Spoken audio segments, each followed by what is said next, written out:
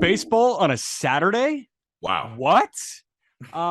I have it in my contract that I'm not obligated to talk about baseball on the weekends. So on this Saturday episode, I'm thinking that we can dive into our political beliefs and then spent the back 20 minutes talking about LeBron versus Jordan. You guys cool with that? LeBron versus Jordan, please. That. Yeah, I'm always down for that debate. We could. I know you're joking, but we could actually do that right now for the first 30. Now, let's start with right versus left wing and which one's worse, and then we'll get into LeBron and Jordan. Does that work? Then we'll get into big pharma on the vaccine and see what happens. Yeah, perfect. I'm in. Isn't there a breakfast conspiracy too? Like breakfast is it's pushed by big dairy or something. Like you don't really need breakfast. I brought that. Remember when we were doing Something I Heard? I brought that and I believe in it. That's not a conspiracy when it's true. I don't. The real reason we're actually recording a podcast on a Saturday before Aram goes to Cubs Marlins, Peter takes a hangover nap. And I, do something else. I have no idea. What I'm like that. You had to out me like that first time going to a bar in a while, and he's just like, "Yeah, Peter's going to be hungover on this episode. Thank you. I have a glass of water. Dude. I feel fine. Slight headache. We'll make it through." It's a compliment because you have friends and you socialized last night. I did. And also, it's a compliment to the work ethic, right? This guy's not feeling his best, and he puts his game face on and he goes. Peter woke up already at 12:15. Hair's ready to go. He woke up at noon. But now we found out he doesn't use product. That still floors me that Peter doesn't use product. For everyone on YouTube, watch this. And then watch this. All right, leave it. Wow. Okay. Now that just happened, and Peter looks coiffed and nice again, we can get into why we're actually talking today. And we started grading the deadline for all 30 teams, and then we realized that we really only had time for 15. So we're going to do 15 more. We did the American League on yesterday's episode, and now on today's episode, Saturday, August 6th, we're doing the National League. Aram, you have the NL East. I've got the NL Central. Peter's got the NL West. Same kind of structure. We're going to talk about the teams. We're going to talk about the moves that they made, give them a grade, and if either of us have a rebuttal, we will let it be heard. Cool? Peter, your hair ready to go? Hair is ready to go. And I'd also like to say, hungover, got article done, 3 MLB best bets. What's up? Yeah. Pain is a choice for Peter Apple. So I hope you picked I hope you faded the Marlins against a lefty. I didn't touch that game. We got wind blown out at Wrigley. I think you're going to see some runs today. It's going to be fun. Look, I'll believe it when I see it. I hope you're right. But if you tell me that I'm going to see runs in a Marlins game, that they just dropped, by the way, before we jump into this, sub 600 OPS against lefties this season. Yeah. I mean, so I tweeted this stat. They have a 73 WRC plus, which means they are exactly Nicky Lopez. The entire team is exactly Nicky Lopez against lefties. That's horrible. And before we get into it, remember when I said Andrew Benintendi is one of the most overrated players in baseball? Oh, you're gonna cash that in after 5 games. Don't cash it right now. Cashing it in now before it gets worse. He's 1 for 23 with the Yankees so far. Oh my God! I mean, he has 1 hit, and Joey Gallo is 2 for 5 with the Dodgers. He's hitting 400. 2 for 5. He's hitting 400. I can't wait till Benintendi hits the walk off to really help the Yankees win a huge series, and everyone's gonna go mum. But he might hit 5 home runs this year. He's at 3. We'll see. Jack's pissed off about the Andrew Benintendi. I'm not ready for you to dance on his grave yet. I'm not dancing. At bats. It's 24 at bats, and he's got 1 hit in those. Oh, wait, no, it is 23 at bats. It's 23. He's 1 for 23. That means he's got 1 hit and 23 at bats. Now, I mean, I'm not ready to dance on his grave yet. I think we can dance on his grave when he gets to 50, but he is less than halfway there. So you're going to see Peyton Burdick arm today. Yep. Peyton Burdick in his Cape League debut had a 3-homer game, got signed to a permanent contract. So his major league debut, awesome. I'm thinking 3-homer game, signed to a 10-year, $500 million deal. Well, so technically yesterday was the debut, 0 for 3, 3 Ks. That is a hat trick. So, but we don't count that, right? So like that was like a tester. He was feeling it out. So we're going to see the real thing today. I think we're going to get a hit today. I think we're going to get Peyton Burdick's first hit, which actually shared a host family. with him in the game. He wasn't there when I was there. He was there the summer before, but stayed with the family that ended up, taking care of me the next summer, Michael and Barbara. So they're extremely excited, and obviously very proud of Peyton. So hopefully we'll be able to catch his first big league hit today. So a silver lining is I might be able to catch the first hit because yesterday it wasn't just Peyton. Justin Steele punched out 10 Marlins in 4 2/3. That sometimes, like Peter likes to say, sometimes you get Justin Steeled. And he's been terrible on the road, and he just carved through that Marlins offense. Drew Smiley may put up something similar with wind blowing out. But the Cubs got Edward Cabrera, which was awesome. That is true. Cabrera looked unreal. He looked great. But yeah, Aram, we don't want to hold you back from seeing Peyton Burdick, so just hop right into the NL East. All right, we'll start with the Mets, who I would say the Mets were quiet for their standards and what we were expecting, but I'm still going to give them a solid B- because they went out, they get Darren Ruff from the Giants for J.D. Davis and 3 minor league pitchers. They also got Daniel Vogelbach for Colin Holderman. They got Tyler Naquin and Philip Deal from the Reds for Hector Rodriguez and Jose Acuna. And then they also added Michael Givens. These were all great additions, just not the sexiest of additions. I give them a B- because they're better. They satisfy specific needs, which was, look, if you're not going to get the one big time player, take a page out of the Giants 2021 book and go for the platoon that builds almost a great player. Darren Ruff demolishes lefties. Tyler Naquin crushes righties. Daniel Vogelbach crushes righties. You put those two guys together, you've got a really productive player. And then Michael Givens, Peter's talked about it on the show, really likes the addition. I think you can't doubt that Michael Givens helps their bullpen because he's not going to be asked to close games out. That's your 6th or 7th inning guy. Quiet by the Mets standards, but they were loud prior to this season. So we always have to remember that as well. They kind of made the smaller moves that I think kind of shore up some of the questions they had. B- because it's good, but nothing too crazy. I thought they'd be a bit more aggressive. They also pretty much got DeGrom back at the deadline. Like it was right at the deadline. Yeah. Jacob DeGrom made his season debut. So the Mets had everything there. They were already one of the favorites in the National League before the deadline. They didn't need to add Juan Soto. Obviously, Mets fans heard the possibility of Juan Soto and got super excited. But it didn't make sense for them because what do? You ship out Francisco Alvarez and Vientos and Beatty for that doesn't make any sense. So yeah. I think the Mets did things that made sense, and they know that if they want to spend, they can spend it in free agency in the off seasons. Yep. Yeah, it's hard to find a greedier fan base than the New York Mets fans. Oh. If you go over Twitter and you just look at the reaction to the trade deadline, you would have think they did absolutely nothing. When to Aram's point, I totally agree with what you were saying. They had probably a B- deadline. They could have done more, kind of similar to the Blue Jays. Should have done more, but the Blue Jays were in a worse position. They really needed starting pitching, and the Mets are one of the best teams in baseball. And I was listening to an interview with Billy Epler, and it was kind of clear that the Pete Crow Armstrong deal for Javier Baez really sits with him. Now Pete Crow Armstrong looks like one of the better prospects in baseball, and I don't think he wanted to trade a Vientos or even more for Wilson Contreras at this deadline, remembering that in the back of his head. I thought the Mets did a fine job, could have obviously done more, could have used Wilson Contreras, could have used David Robertson, but overall, solid deadline.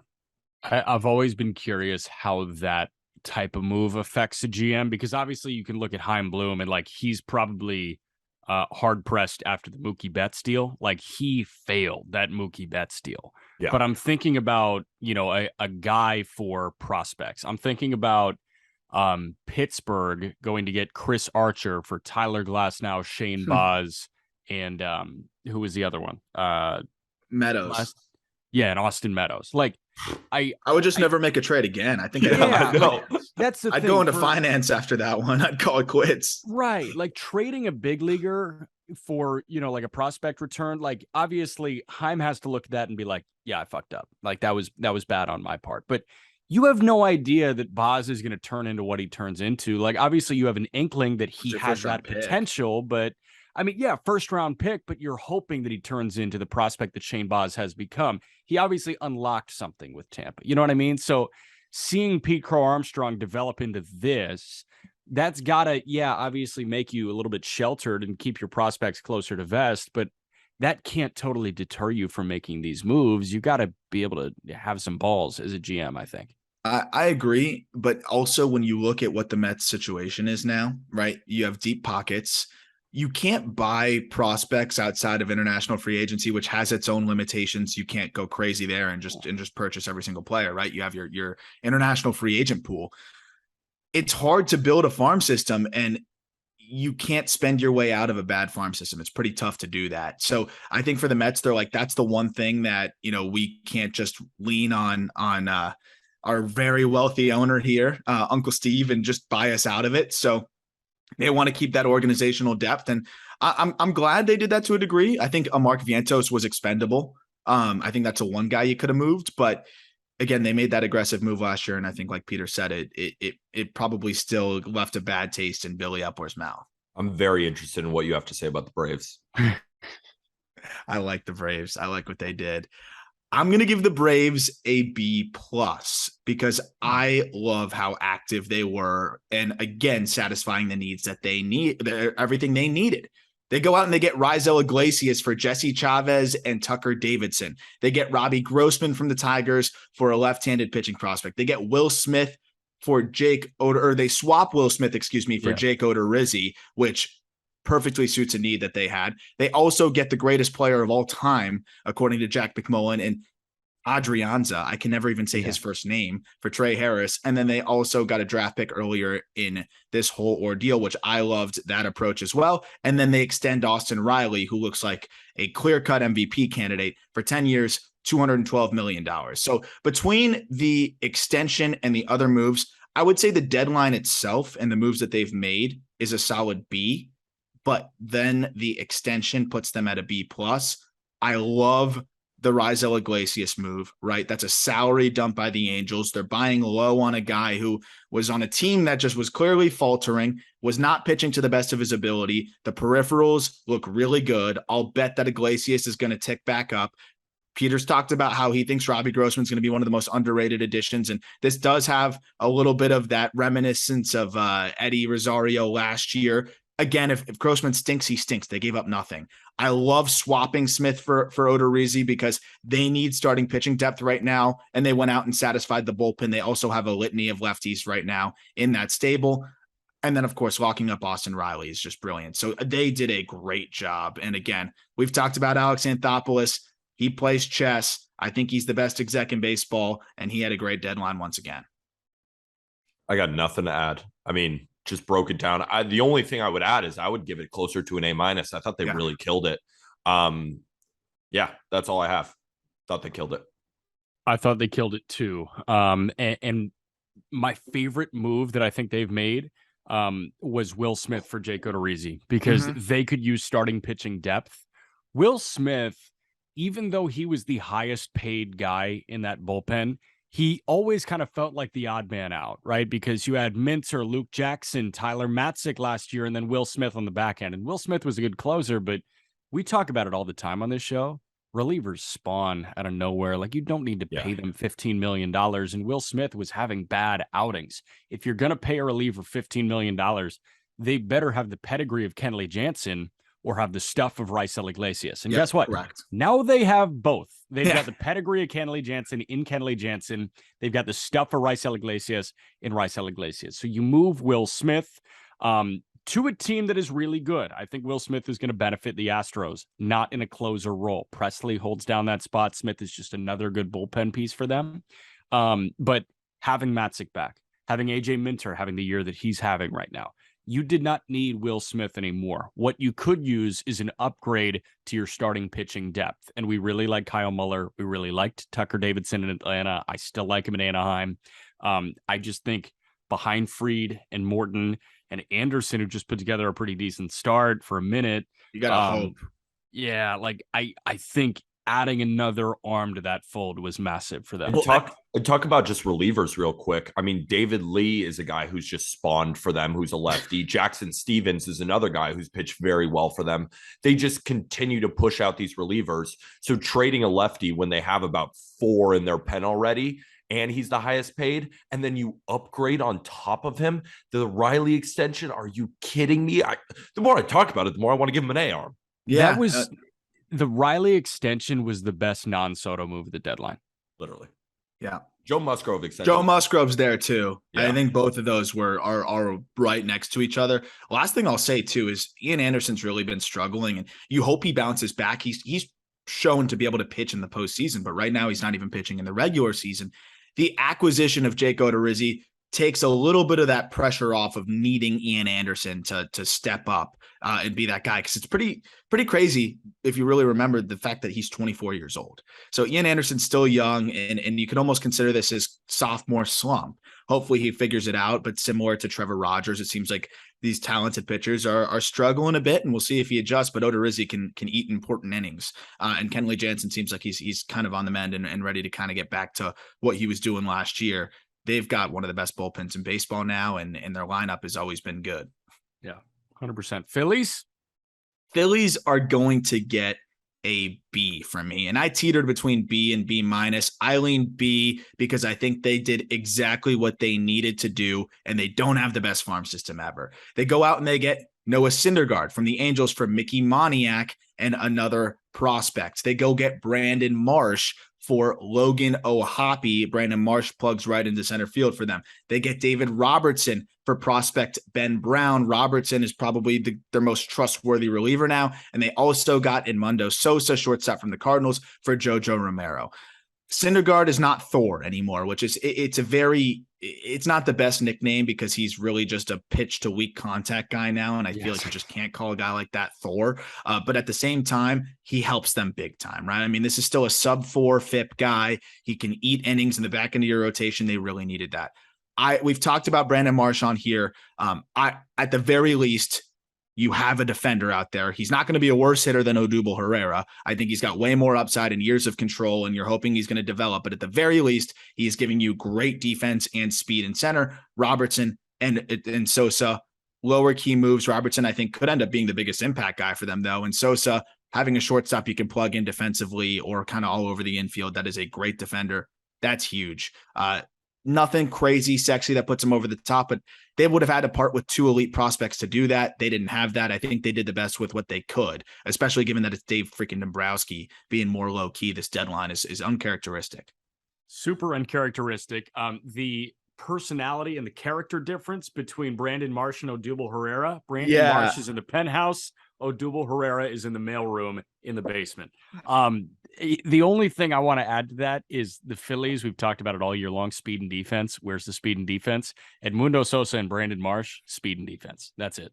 Yeah, I think the Phillies understood that they're probably not going to make the playoffs this year, and it didn't make sense to part with a Mick Abel or an Andrew Painter or any of these guys in order to really go for it. You look at the NL playoff race, there's going to be 3 wild cards. Padres just locked up one. Either the Braves or the Mets are going to get one, and more than likely one of the Brewers or the Cardinals are going to get one. And the Phillies are most likely going to be on the outside looking in. So I like that they didn't mortgage the farm, to Aram's point, because even if they did, I don't think they'd catch any of those 3 teams. Well, and also it feels like their season hinges on something that's out of their control, which is, how does Bryce Harper return from a thumb injury? That is, we don't know how much that's going to impact his swing. It's such an explosive hitter, and he's already dealing with an elbow injury. So your best player, your MVP, you could go all in, and if he doesn't come back and isn't right, then what did you do it for? So I think they did a great low cost kind of piece it together, satisfy some needs while not mortgaging the future. And Brandon Marsh is now a piece for them for the next 4 years, right? This is a guy that you're hoping you can develop in a new situation where he can start to swing it a bit better with new eyes. And we haven't really had any reason to believe that the Angels can develop, offensive prospects. Mike Trout's an alien. Shohei Ohtani's an alien. Who else have they really developed offensively? Joe Adele has floundered. So I'm really excited for the change of scenery for Marsh, because again, that's a guy I really do like, and I'm interested to see how that goes over for him. Did they develop Rengifo, or was he traded to them? He was traded. I couldn't even answer that. Rengifo was traded. David McKinnon, I wouldn't necessarily call what he does being developed. And then That was so mean. I was thinking like trying to just make a joke about somebody, but I can't even like make a joke about anyone because there's just nobody that has like been anywhere close to being what we think development looks like for a hitter. It is what it is. Let's get it to the bottom of the NL East. Oh, thanks for that lead in. We'll go with the how are the fish? No, we'll Let's talk the about the Marlins. shitty teams. We'll go with the Marlins first because this one's super easy. They get a C+ because they did make one good move, but that is it.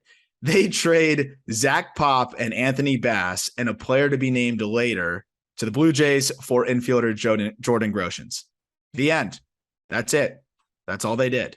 Jordan Groshans is a much needed bat in their system, even though I question his ability to impact the baseball. He's 22 in AAA. He's put up good numbers in double, and they need infielders really bad, and they need bat to ball guys. I'm frustrated that they didn't make any other moves, but the more I look into and the more I've heard details about the Pablo Lopez negotiations, probably made sense for them to hold on to him. I don't know why Garrett Cooper is still on the team. I don't know why Jesus Aguilar and some of the other guys are still on the team, but at the same time, they didn't force anything, and they're better off than they were before. They traded a Rule 5 draft pick and a disastrous reliever last year for a guy who was on our top 100 list prior to the season. It's not a great deadline. I give him a C+. You're way too kind. You're way too kind here. Because I don't know if you love Jordan Groshans. Not to say that they lost the trade, but Jordan Groshans was top 100, probably won't be anymore. And to your point, I mean, I let you rant about it because everything that you said was accurate. People love that rant. I thought you were going to give them a D, maybe even a D-. What? So what? They trade Jesus Aguilar for like a DSL auto ticket. They trade Cooper, maybe get a couple pieces. That's my only thing. I wish they traded Cooper.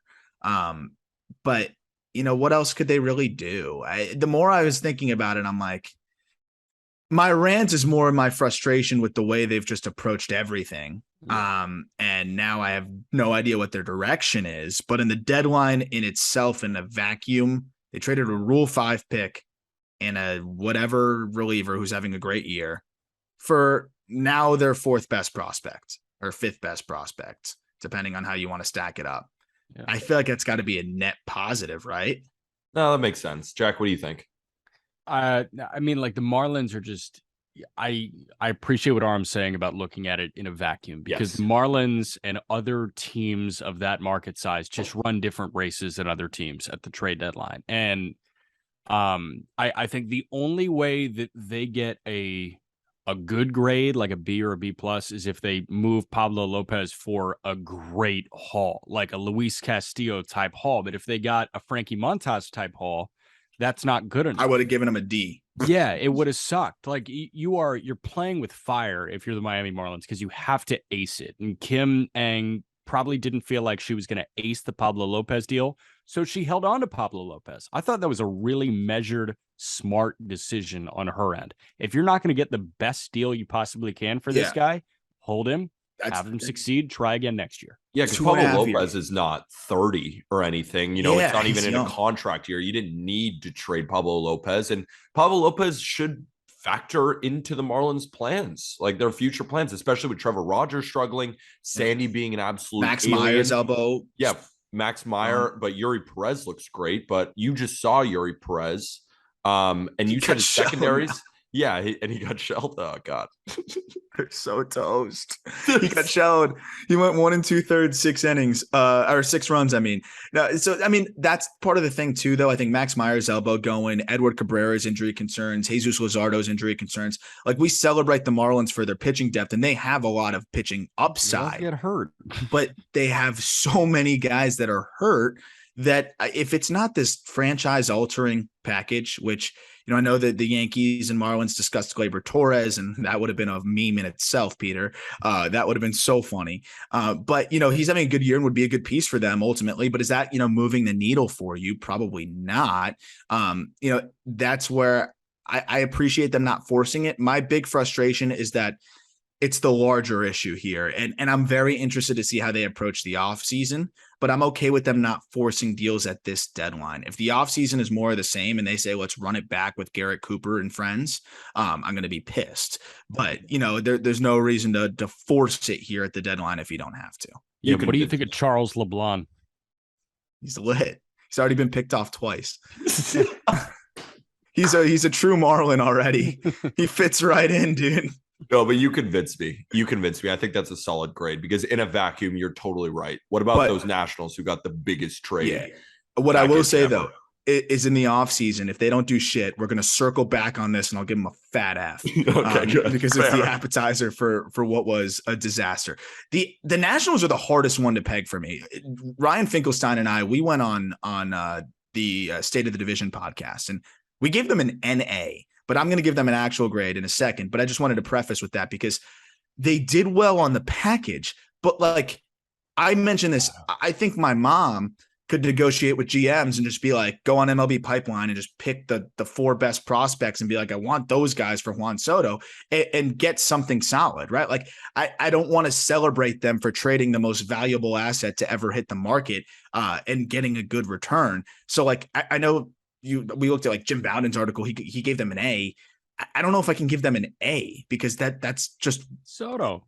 It's Soto. You traded Juan Soto and Bell, right? You attached, Bell. So like that's pretty easy to get a sick return.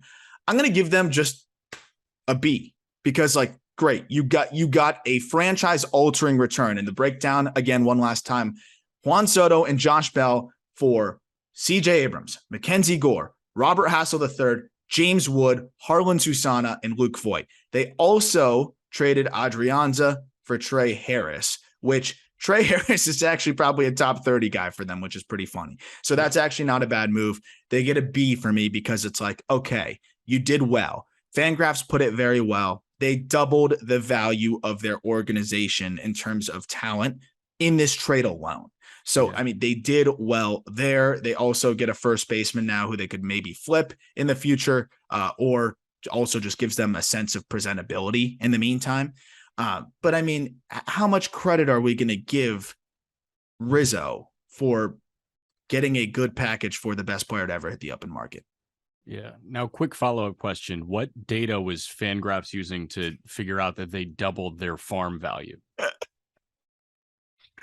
Oh man. That's an if you know one right there. Shout out Fangraphs and their comments on our YouTube videos. What's up? What's up, guys? Yeah. So if a B is like an 85%, I want to up them to an 86% for getting out of Eric Hosmer and getting Luke Voigt instead. That was awesome. That was something that they were not planning on, but they did it. I also want to give him a little bit of credit for IDing Harlan Susana. Like that's not a guy. That's a guy I did a dive on recently. He's hitting triple digits. He's 6'6", 235 with a wipeout slider, and he's 18, 19. Like anybody, you, me, like any of us three on this Zoom right now, and I think like really any baseball fan again could pull up Pipeline and pick Gore, Abrams, Hassel, Wood. Like there you go.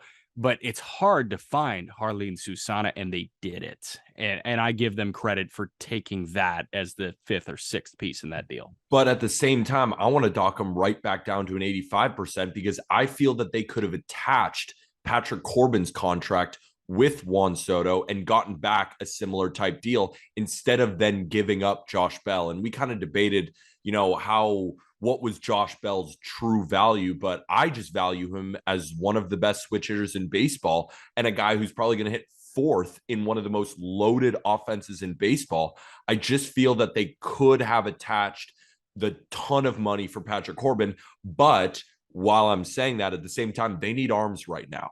Like we were debating that kind of on one of my Twitter spaces and on the TikTok lives. Like with Patrick Corbin, you look at the Nationals rotation, as bad as he's pitched, they need him because you send away Patrick Corbin and who do you have instead? So just to play baseball, they still need Patrick Corbin, but I would have liked them to attach all that money, make the Padres take him instead of a Bell, then flip Bell for a top 100 prospect. That's where I would bump them right up to a B+. but I'm bringing him back down to that 85% that Aram gave him. So yeah, what's interesting with that is I would agree if it was any other team besides the Padres, because it was interesting. Jason Stark put something out recently of multiple executives saying we have no idea what the hell the San Diego Padres business model is. How are they making money? Because their payroll is so high, and they are not quote unquote a big market, but they are. Let's call the Padres what they are. They're a big market. Fuck ton of tickets. They sell a shit ton of tickets, and also they have two of the top selling jerseys in Tatis and Machado, and now they're going to have that with Soto. But I do think there's a level of like, I don't know if the Padres are like the Dodgers where they can go over the luxury tax. And also, as Jack always talks about, someone's got to go out there and wear those 6 innings of 8-run ball every 5th day. And that's Patrick Corbin. But no, I think we could probably look at ways where they could have done slightly better here or there. But let's say that the Nationals really love James Wood, and you're not getting James Wood in this deal unless you attach Josh Bell. That might be worth it, right? If you believe in James Wood, if your scouting department says, hey, we think that this guy is going to be closer to his ceiling than his floor. And I know, again, John Heyman reported on that. And you really like Susana, who apparently has even touched 103. That might be enough for them to say, hey, let's attach Bell here because we really like these two guys. And that I think that might be the big reason why they did it. Also, shout out their owner, Peter Seidler. I mean, I remember the Padres not that long ago, like struggling to pay anybody. I remember the Chase Headley days, like they wouldn't pay anyone. And now they bring in everybody and they say, you know what? Fuck it. We're all in. Like there's so many owners in baseball that just drag their own teams through the mud. Yeah. I mean, the Reds had a great deadline and we're going to talk about the Central in a second, but I'm not familiar with any owners dragging their teams through the mud. Yes, exactly. Yes. I wouldn't know that. The Padres owner has been phenomenal since he moved in. Like you can't diss him at all. He's going for it, and I love it. I love it. Turning into an unreal baseball town. I'll tell you that. It really is. Kobe was just out there. He said it was a blast. And when I went out there, even before this whole thing, it was awesome. And it's a really top cool 5 park. Yep. I was watching the pregame show on Bally Sports San Diego, and they just kept on flashing the line to get into the ballpark before Soto's debut. I mean, it was wrapped around. And then one quick thing that I want to mention, Derek Togerson, who works at NBC Sports San Diego, he tweeted this out. Quick story. At Petco Park yesterday, I ran into Peter Seidler. I said, thank you for doing what you're doing. He turned and said, quote, it's the easiest thing in the world for me to do. We're going to win. Like that is how owners should be operating. Nobody should buy a baseball team if you don't want that baseball team to win the World Series. Peter Seidler wants the Padres to win the World Series. Fire me up. Also named Peter. Wild. Makes sense. Yeah. Smart guy alerts. Even the Mariners, like I like what they're doing. I mean, they're spending a little bit in spots. And the last thing I'll say on the national side of things is, look, you trade Juan Soto, it stinks. But you remember we talked about this prior to this season. We said the Nationals are so fucked long term. Their system sucks. They have no controllable pieces outside of the 2 guys they got for Trey Turner with Keibert Ruiz and Josiah Gray. Do they need to trade Juan Soto? And look, this makes their future overall look a lot better because I think Gore is obviously going to slot right into the rotation. Abrams is their starting shortstop, and then Hassel should be up at some point in the next 2 years. And then you have 2 really exciting prospects in Wood and Susana, who both should be top 100 guys. I mean, Wood already is. Susana might not be far away. That really helps their outlook. But of course, it always hurts when you trade a Soto. But at least there's a plan and a direction here, and we'll see if they can kind of keep things rolling. I can't wait for Jack to talk about the Central. Well, congratulations to the Milwaukee Brewers for winning their first game since trading Josh Hader.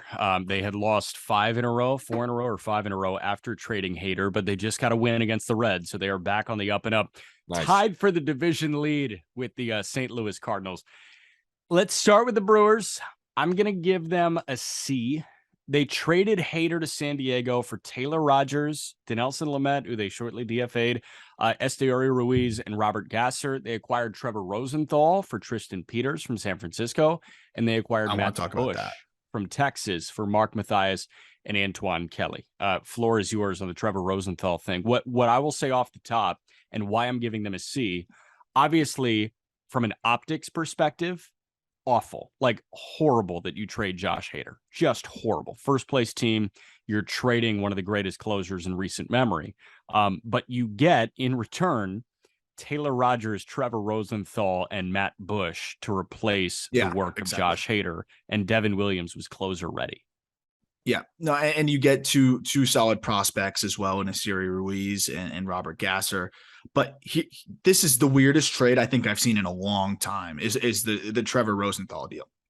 He signed a contract like 2 weeks ago. Yeah. Right. And they could have signed him. That was a guy that a lot of people wanted. I know a lot of Brewers fans wanted to sign, Trevor Rosenthal. You don't sign him. Then 2 weeks later, he hasn't pitched yet. You trade a solid prospect to the Giants for him. Tristan Peters, look, I don't think you're going to lose sleep over him becoming a Hall of Famer, but this guy is an above average hit tool. He's 22 years old. He can play, I think, all three outfield spots. And he's hitting 306, 386, 485 in high A, just got the bump to double A, 7 home runs, 13 bags. Like, you just traded that guy for a guy you could have signed 2 weeks ago. Yeah. That's the weirdest move I've ever heard in my life. Yeah. Jack, I think you're being way too kind again. I think it's like a D. They didn't win any of the trades. Which trade did they win? And then they just immediately DFA Dinelson Lamet. I just thought they lost every single trade that they made. To that Trevor Rosenthal point, like, what did they do? And then optically, to your point, that matters. Like, they're in first place. The Cardinals had a pretty solid deadline, and now they're probably going to fall out of first place. And I wouldn't be surprised if they go on a losing streak, barely squeak into the last wild card. They didn't add offense, and while they have been hitting well as a team, come playoff time, we saw what happened last year with the Braves. They basically just showed up, struck out every single time, and then went home. It's exactly what's going to happen again. You can have all the pitching in the world, but if you don't add offense, you trade away your best closer. That also just sucked for their locker room. No wonder they've been losing, because the air is out of the balloon now with the Brewers. We're going to do our top 5 winners and our top 5 losers. Spoiler alert, the Brewers are going to be in there, because I thought they got a D minus. I thought their deadline sucked, if I'm being honest. I see both sides there. Honestly, I'm not trying to play both sides. I really do. Because I see where Jack's coming from on the fact that, yes, they subtract Hader, they get a good return, subjectively speaking. Like, it's relatively a good return. Yeah. And Rogers plugs in, then you get Rosenthal and you get Matt Bush. So from like a team reliever standpoint, Devin Williams has been great. It makes some sense, but when you take another step back and say, hey, this is a guy that might be a Hall of Fame closer, and you just traded him in the midst of in the midst of being in first place. Yeah.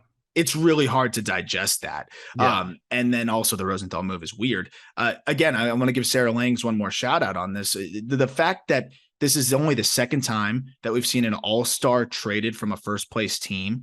She tweeted that out. And again, the only other time was Lester for Cespedes, which was the most insane one-for-one swap ever of 2 impact big leaguers. This is not close to that. I think is kind of a testament. And again, when you have to put out a statement after you make a trade, it's probably an optic nightmare. And it was an optic nightmare. Devin Williams gets the closer job, but he's not even excited about it because he knows what it means. He said, I want to win.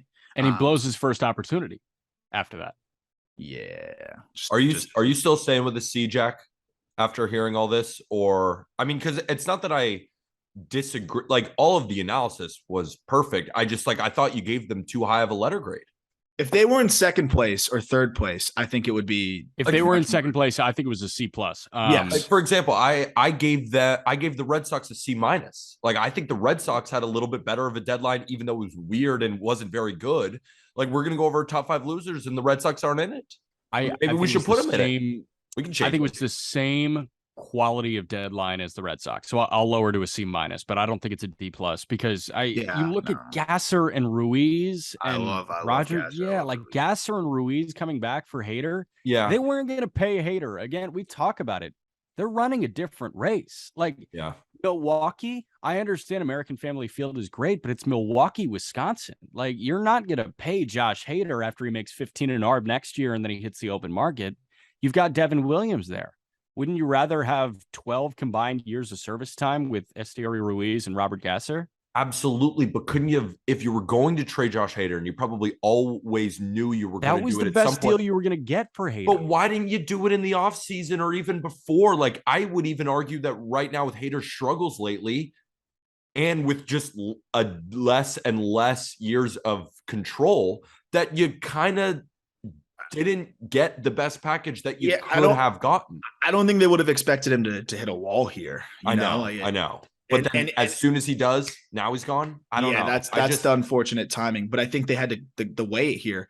Are you selling lower by trading him now when he's struggling a bit and his track record speaks for itself? Or are you selling lower in the offseason when there's less control and now, teams aren't as desperate? I think that's where I agree. You had to do it now, so I get that, but it's just unfortunate. Like, I just don't think they made a trade this deadline where they came out a winner in any of them. To that I say time will tell. Yeah, time will tell on Ruiz and Gasser. Yeah. All right. Cardinals kicked ass. I give them a B+. They acquired Jose Quintana and Chris Stratton for Johan Oviedo and Malcolm Nunez. Nunez was a fine prospect. Quintana is a massive ad. He just had a 1-run start in his first start. Stratton's not good. Chris Stratton is not good, but if he had to be attached to the Quintana deal, fine. I loved this swap for St. Louis. They acquired Jordan Montgomery for Harrison Bader. They acquired Austin Allen, the catcher from Oakland, for Carlos Guarate, who is a very low minor league pitcher. And then they traded Edmundo Sosa to Philly for Jojo Romero. They got a reliever in Romero. They got a third catcher in Austin Allen, maybe a second catcher. They got 2 left-handed starters. They needed 2 starters. They got 2 starters, one of which everybody knew was on the move. The other one, nobody knew was on the move. And I thought that Montgomery was a phenomenal ad for St. Louis. B+. I went at you for the Brewers thing, but couldn't agree more with the Cardinals grade. B+, very solid deadline. Doesn't get into the A range because I think they still could have done a little bit more. Like if they were the team to add the Luis Castillo or the Frankie Montas or really add a lockdown guy, but they went for depth instead, which is also not a bad move. I like the Jordan Montgomery trade for them. I also liked it for the Yankees, but I definitely like it for them. Jordan Montgomery's going to face the Yankees today against Domingo Germán. This is the one game where I hope the Yankees fucking lose. So Domingo Germán just gets sent to the moon. I mean, I'm so sick of this dude. And the fact that they got Jordan Montgomery and Jose Quintana, very solid deadline. B+, perfect. Yeah, I like the moves they made. Of course, their system is so good. I was hoping that they'd make a splash. We know that's not their MO, and they're better. They needed pitching. We asked for pitching. They got pitching. It's not the sexiest of arms, but I mean, they swap up.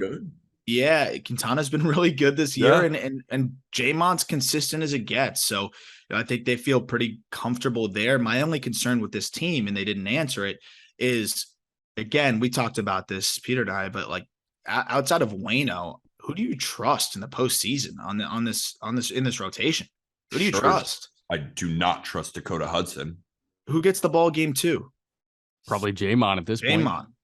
So they get that's my concern.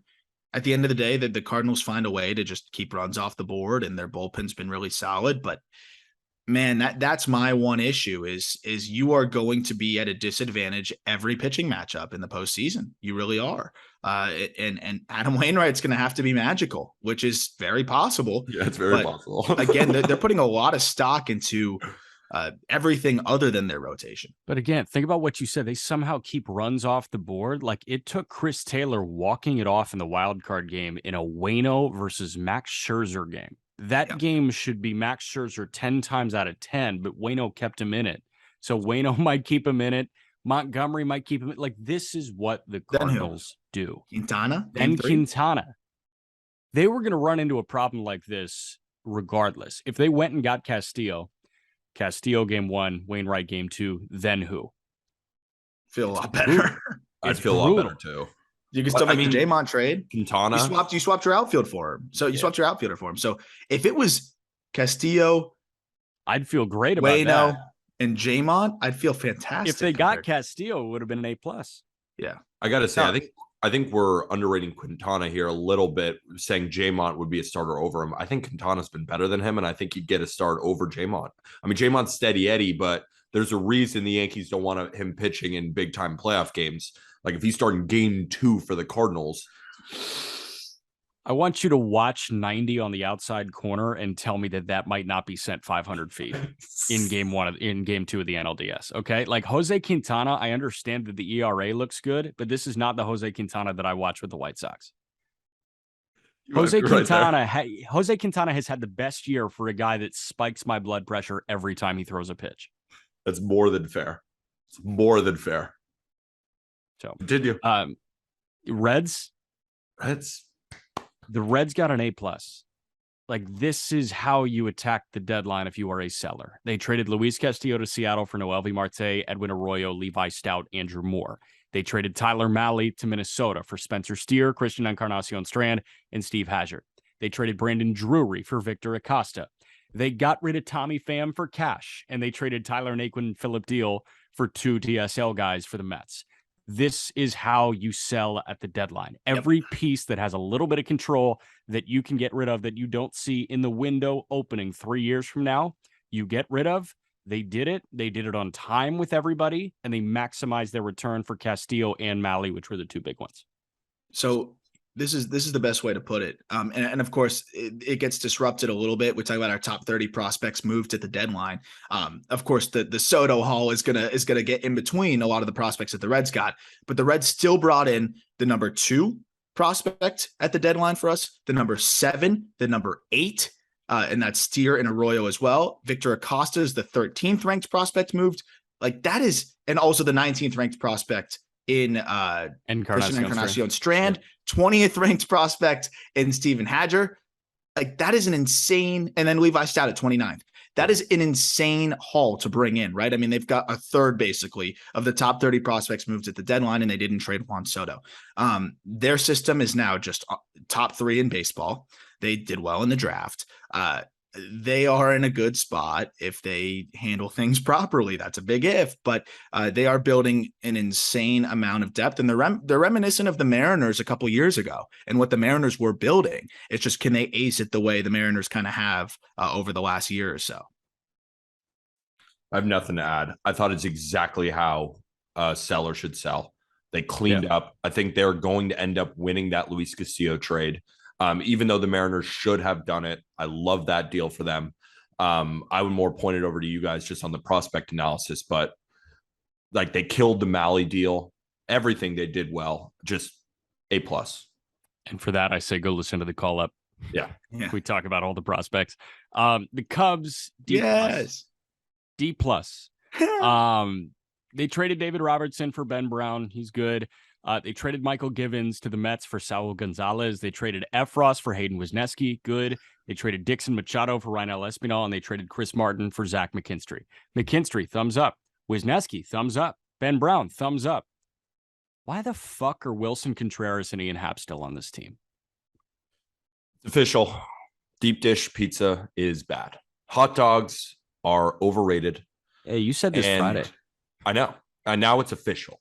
It's official because all of Chicago lost at the deadline. I'm about to have some deep dish, so I'll give my review. Yeah. You're probably going to hate it. Probably all the pizza got worse now. You know what the frustrating part about this is? The moves that they made were great. Like, I love the McKinstry fit for them. It's a good low cost acquisition. You traded Chris Martin. Hayden Wisniewski is a great get for them. They needed, right-handers who could potentially be in the back of the rotation. Wisniewski, I think, will stick in the rotation. They get Ben Brown, who I think is one of the more underrated pitching prospects in baseball for Robertson. I'm a big fan of his. Like, they did well in the trades that they did make.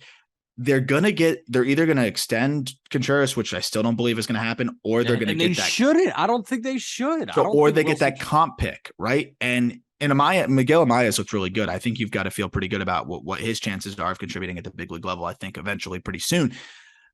There's no way that a team was not making a better offer than a comp pick for Wilson Contreras, right? Like, you assume a comp pick would be, a back end top 100 guy or just outside the top 100.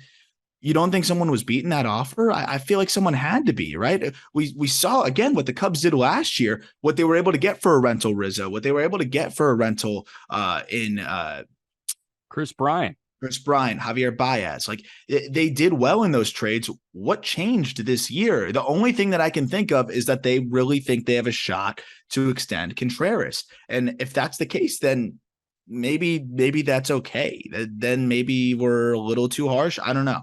And with that's my only issue. With Ian Happ, at has a least year they of didn't control. have to trade him. Yes, because he has another year of control as well. So they have next year if they still want to part ways with him. But right now, I mean, he's having the best season he's ever had. This would be a perfect time to capitalize on him, and they chose not to. And then with Wilson Contreras, I mean, you guys summarized it perfectly. It's hard for me to believe that with how big of the package Soto got, I'm not comparing them as players, of course, but Wilson Contreras, besides Soto, was maybe the biggest bat on the market. And the fact that they didn't trade him when he's about to be a free agent, I think it's dumb to extend him. I mean, it's not dumb because he's still really good, but I just don't truly love that because you're buying high on a contract year, right? Yeah, and I don't think that's smart. Pirates.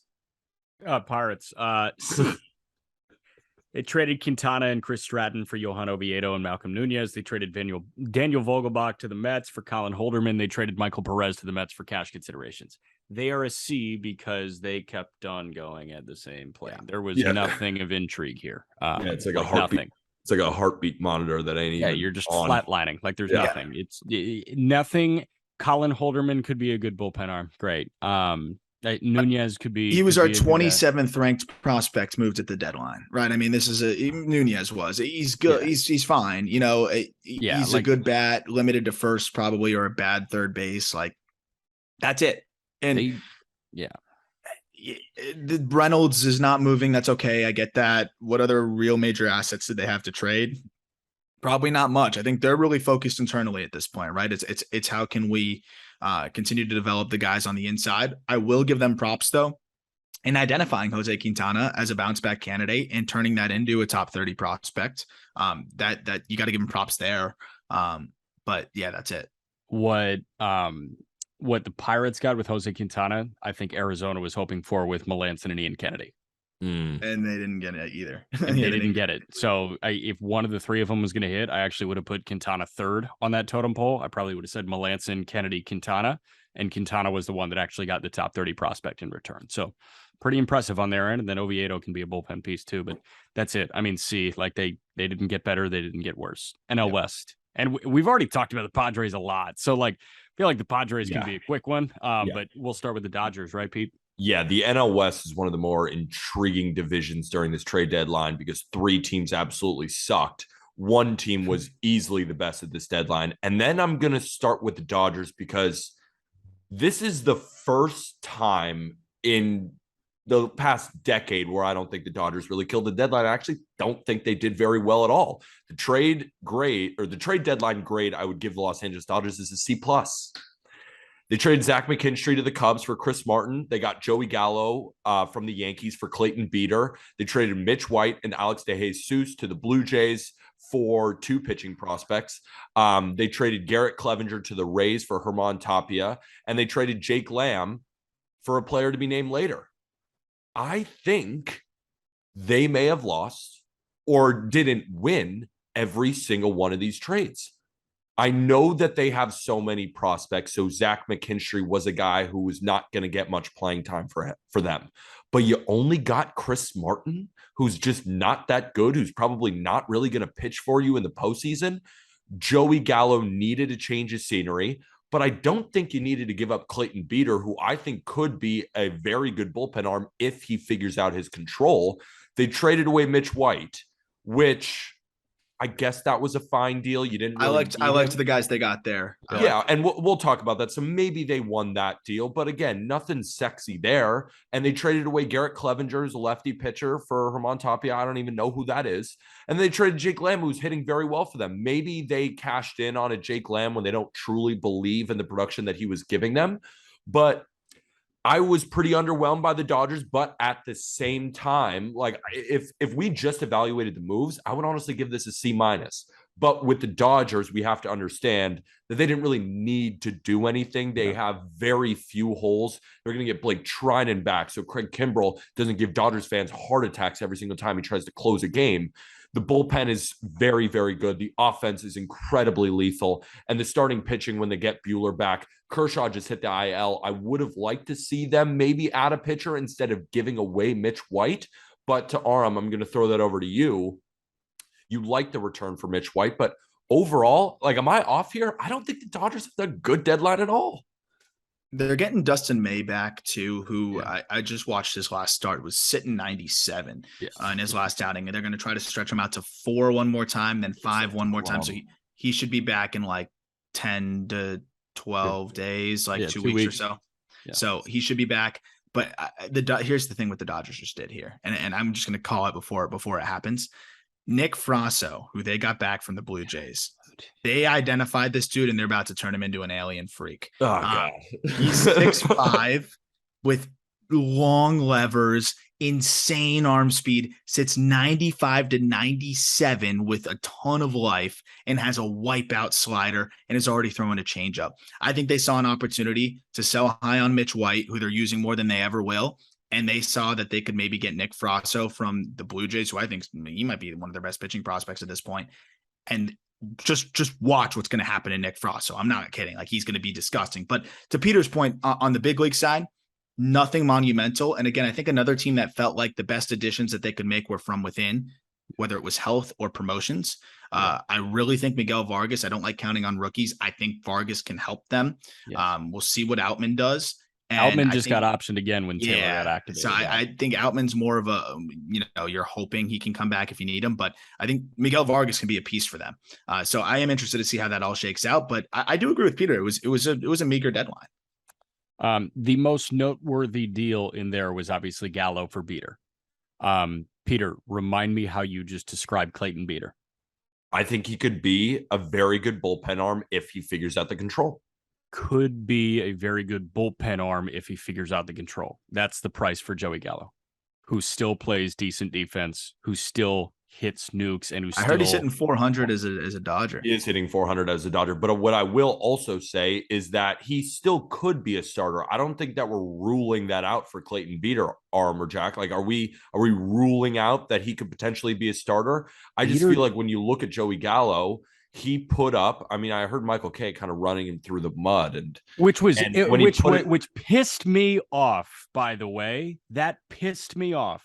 It was a question that he was asked. And I think he was like, when you look at what Joey Gallo, he was one of the worst performers in the past 20 years for the Yankees. Like, he was that bad. Why was that's just the reality of the situation. Yeah, but Kay was coming at his fucking throat, and he's not on the team anymore. Don't do that. I don't know if he was employed by the coming Yankees. I see what you're saying. I don't know if he was coming out of starter. I think he was just laying out exactly what happened. And I think instead of going at Gallo, I think he was defending Yankee fans because, Joey Gallo came out in that interview, was really sad. And Joey Gallo seems like a great guy. I was even watching, I think he does a Twitch stream. He's a hilarious dude. Didn't deserve all of the hate that he got, but he was hitting 159, wasn't even playing that great a defense, seemed to strike out every at bat. So when Yankee fans are going to boo him, they didn't boo him for no reason. It's not that he was hitting 200 with 40 home runs. He was single-handedly one of the worst offensive performers that I have seen on this Yankee team in my 24 years of life. The stats back that up, and just watching him strike out at bat after at bat after at bat after at bat was, frankly, sometimes worth the boos. Was it a little excessive? Of course. Are Yankee fans excessive?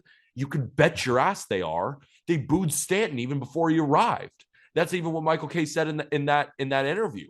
But I thought that a lot of people went at Michael Kay for that, and I agree. It wasn't the best look, especially with the timing of it. But to Kay's point, I think he was more defending Yankee fans in this situation rather than actually going at Joey Gallo. Do Yankee fans need defense, though? Like, Joey Gallo is a guy that I feel That's also fair. I haven't left my home.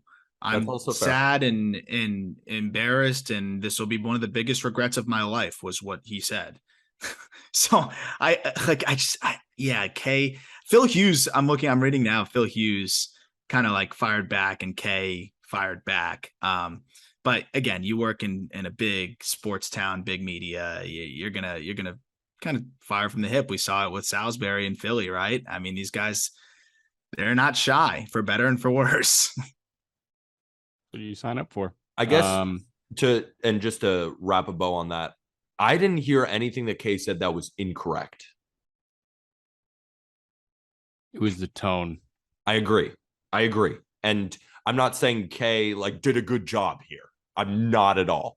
I just he was speaking facts. What did you say he just did? He less of an indictment on Joey Gallo and more of a defense of Yankee fans. Yes. Let's talk about the Padres. Let's talk about the Padres. Let's just wrap a freaking bow on this one because we already went over it on a recent podcast. Javi wrote a great article on justbaseball.com. And when we're grading all the deadlines, all that information is, but I'm just going to go through the packages again because it's gorgeous. And I'm giving the Padres a clean A+, number one winner at the deadline. We're going to get into top 5 winners and losers right at the end. But spoiler alert, Padres won this thing. They acquired Juan Soto and Josh Bell from the Nationals for Robert Hassel, James Wood, CJ Abrams, Mackenzie Gore, Harlan Susana, and Luke Voigt. They got Josh freaking Hader from the Brewers for Taylor Rogers and Nelson Lamet, Robert Gasser and Asturi Ruiz. They traded away Eric Hosmer, phenomenal.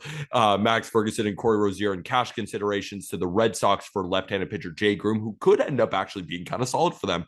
And they got Brandon Drury, one of the most underrated additions at the deadline, for Victor Acosta, and they traded Brent Rooker for Cam Gallagher. A+, they killed it. I could just move right on to the Giants because does anyone have anything to add before we move on? AJ Preller went off, baby. Absolutely. They got Juan Soto and Josh Hader. Yeah. And Brandon Drury, like that's and sick. Josh Bell. Yeah, like, Josh Bell. Keep going. And Brent Rooker is gone, right? And Rooker's gone. Yeah, that's big. And so the next team is the San Francisco Giants. And Aram said some choice words about Farhad Zaidi. So I want to get into that a little bit later. And I agree, they did not have a very good deadline.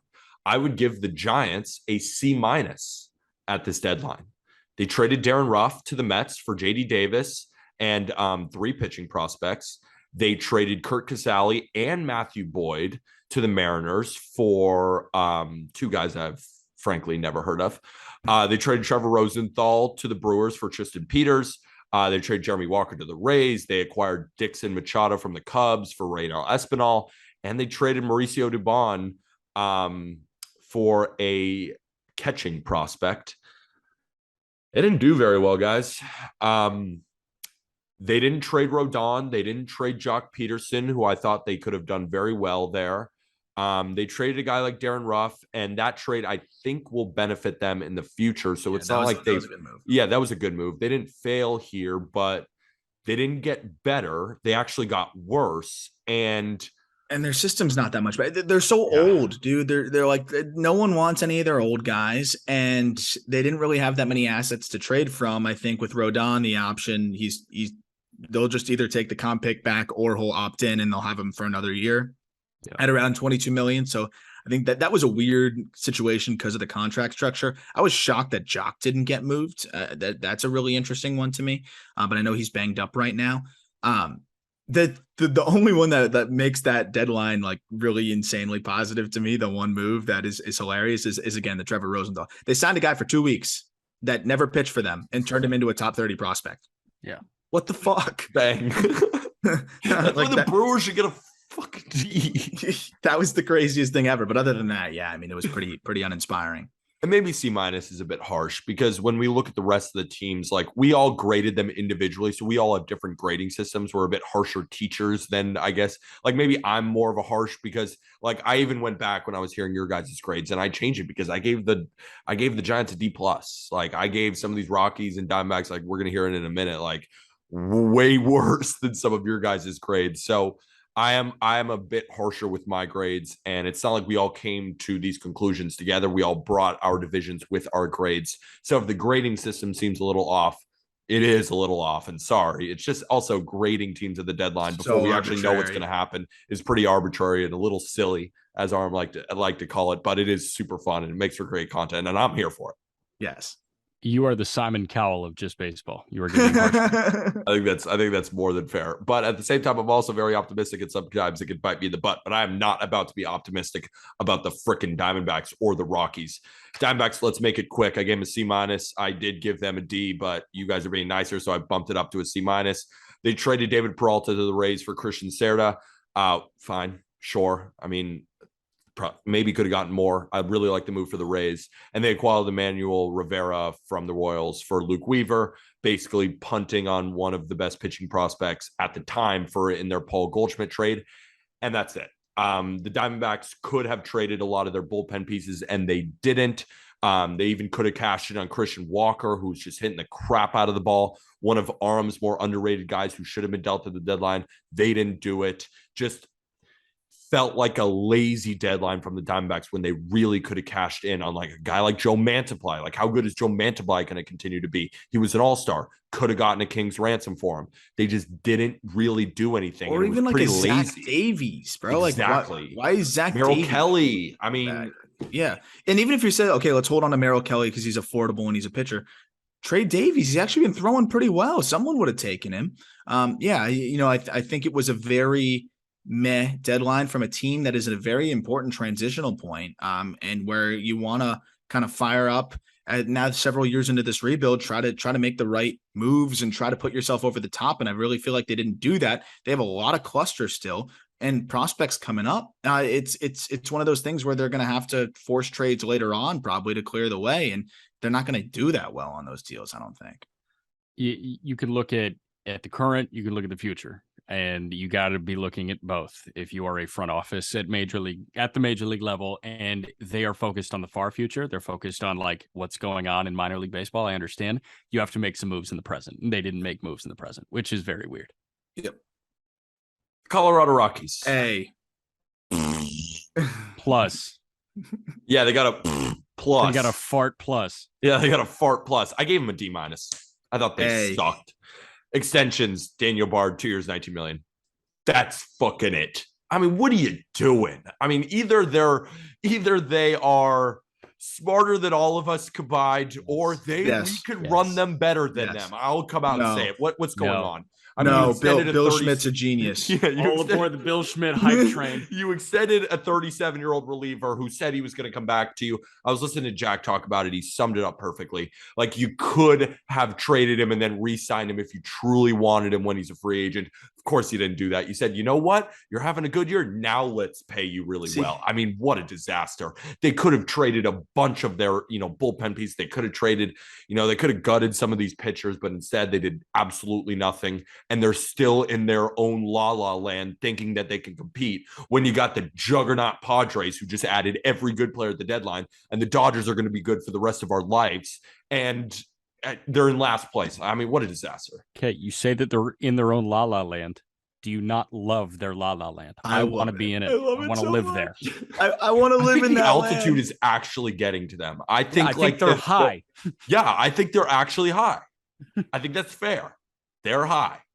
Literally and figuratively, like they're literally higher up than every other team. They draw well because fans just know that it's almost like an entertainment show. It's really just look. They're the Globetrotters. I'll be serious for a second, and then I'm going to go back to being the Rockies fanatic that I am. Why is Jose Iglesias still on this team? I think you can. CJ Cron. What are they keeping him for, dude? Like, he's a free agent after this year. He's got a 1.6 FWAR. He's hitting 312, 103 WRC plus. His numbers have been fine on the road. A team would have happily. The Phillies traded for Edmundo Sosa. You could have traded Jose Iglesias for something. He's hitting 312, but with like a 250 slugging, right? That's possible. 415, bozo. Oh, the Rockies are different. Merchant. But I think they see Jose Iglesias as a building block and a culture guy. So, who knows? But they also won the Josh Hader trade because here's what they do. They let you guys, all you guys make your big moves, and then they're the buzzards that pick off the last little pieces. So they went up to that like whale carcass essentially and found a little bit of meat laying there and picked up Dinelson Lamet. I bet he's going to be so good for that.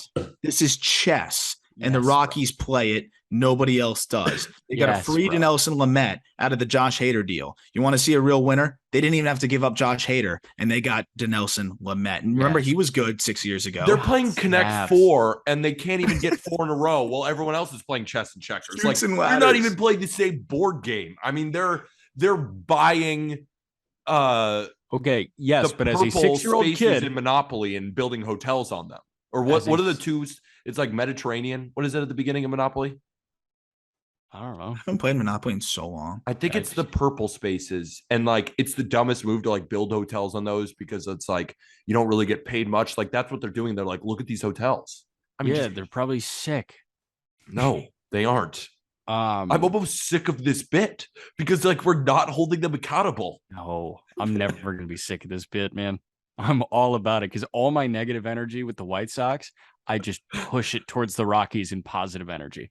I can't wait till their free agency this year. Dude, it's gonna be so funny. It's gonna be so funny. I'm so excited. I can't wait. All right. Can we give a prediction? Who's a free agent that we think like they'd be? Dude, they're throwing 150 at Brandon Nimmo, and I get I'm in. I'm so in, dude. He's from Wyoming. Local. I know. Bring him It's back perfect. home. Him and Charlie Blackmon, they're gonna go hunting in the offseason and shit. I'm so in, dude. Wyoming didn't have high school baseball. Nimmo literally just played travel ball year round. He didn't play high school baseball. That's a great story to have on the Rockies. They're gonna give Josh Bell so much money and like platoon him with Crone or Put him something. at third. I mean, it's like McMahon can go to second. I'm so in. All right. Peter, you want to walk us through winners real quick? Winners and losers? Yeah. Well, you have the list of winners. Do you want to rattle those off and then I'll handle the losers? Yeah, let me scroll. God, that was a great laugh. That like got rid of my hangover. That was phenomenal. You're still gonna take a nap after this. Yeah, that's more than likely. All right, winners. Yeah. Yeah, go through them. Top 5 winners. We've got the Twins as the 5th best winner. Of course, the big deals for them: Tyler Mahle, Jorge Lopez, Michael Fulmer. The Astros as the 4th best winner: Christian Vasquez and Trey Mancini coming back. Holy smokes. The Reds as the 3rd base winner, because we said it. This is how sellers should sell at the trade deadline. The Yankees as the 2nd best winner. Got Frankie Montas. That's awesome. They got Bader too. That's great. But obviously the team that got Juan Soto just won the trade deadline. And the losers, the top 5 losers at the deadline. At number 5, I'm going with the Milwaukee Brewers. You could also go the Red Sox at number 5. I'm going to kind of have them tied because they didn't have very good deadlines. At number 4, I'm going with Detroit because they could have done so much more and they decided, you know what? Let's keep everyone for no reason. At number 3, it's the Chicago Cubs with our theme of that deep dish pizza and hot dogs are overrated. That's basically my theme because Jack is in full disagreement with that and for good reason. And I'm obviously kidding, but you ever had Lou Malnati's, Chief? Aram, where are you going? Giordano's, Lou Malnati's, Pequods? What are you doing? No idea. Float to your the people hosting you. Pequods. It is the best deep dish in Chicago. Pequods. And I think it's right near where you are. At number 2, Cleveland. This isn't for you. Yeah, it's for nobody. It's for nobody. They didn't do anything, and I'm so sick of this. If I was a Guardians fan, I would be livid. I was trying to think of a word. Livid is a good one. And number 1, the Chicago White Sox, biggest loser of the deadline. But it wasn't their fault. You added Jake Diekman. That was it. It wasn't their fault. They tried. It's true. Rick Hahn hoped that they could have done more. It's honestly, yeah. How can you blame Rick Hahn? I mean, what is it? His job? Yeah. What is it? His job to make expect him to just make all the trades? I think it's actually rude of us to call them the biggest loser when they tried that hard. I think no one returned his calls. It just was what it was. I agree. I actually think he did well. Yeah. If you just put in an effort. You see how many outgoing calls there were? I wonder how many outgoing calls there were, Jack. How many outgoing calls do you actually think there were? I've suppressed my anger by not listening to you guys. So I actually have no idea what you're talking about. I would love to hear a finishing rant on the White Sox. Oh, so what we're talking about is how Rick Hahn did nothing for a White Sox team that has been trying to win now for like multiple years. And then instead of saying, hey, this is why we did nothing, he just said, no, we're just going to keep playing our first round pick, first baseman in the outfield and letting him get hurt and Andrew Vaughn. And then we're also going to do nothing else. So that's what we were talking about. And then he took no accountability and kind of just said, oh, I wish we could have done more, as if it wasn't his responsibility. Yeah. Refresh you at all? Sorry, I missed that. Can you give me that one more time? Just keep weirdly liking the Rockies as a coping mechanism for your team.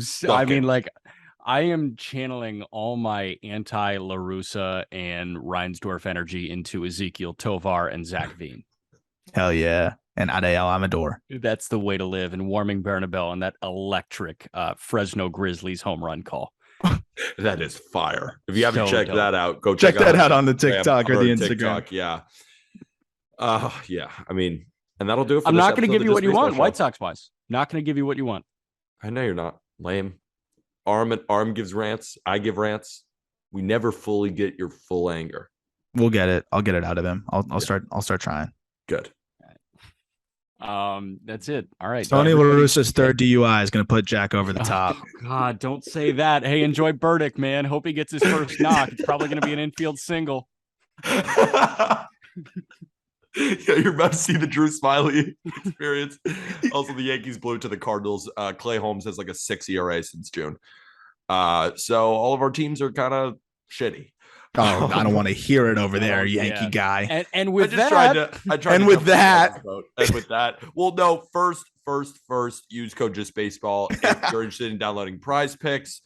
Join the chalkboard. That link is in our episode description. Also, our guys at Wild Cards are having a stream where we're breaking Bowman boxes on the Whatnot app. That link is in our episode description. The link to the stream is in our episode description.